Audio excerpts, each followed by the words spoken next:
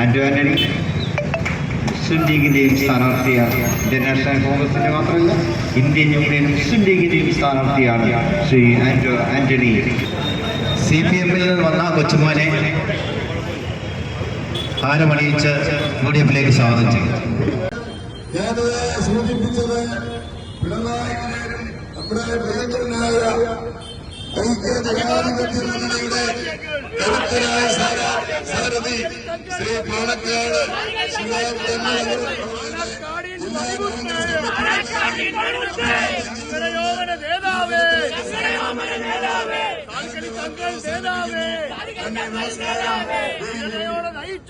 വോട്ടുകൾ നൽകി ഭൂരിപക്ഷം വർദ്ധിപ്പിച്ചുകൊണ്ട് ശ്രീ ആന്റോ ആന്റണി അദ്ദേഹത്തിൻ്റെ തെരഞ്ഞെടുപ്പ് ചിഹ്നമായ ഐക്യ ജനാധിപത്യയുടെ ചിഹ്നമായ കൈപ്പത്തി ചിഹ്നത്തിൽ വോട്ട് രേഖപ്പെടുത്തി അദ്ദേഹത്തെ വിജയിപ്പിക്കണം.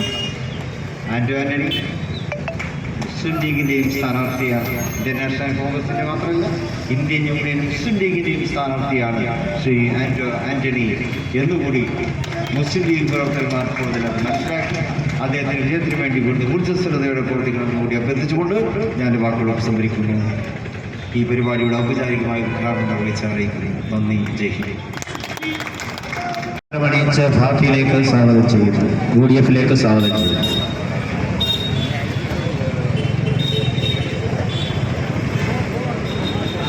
CPM നിന്ന് വന്ന കൊച്ചുമോനെ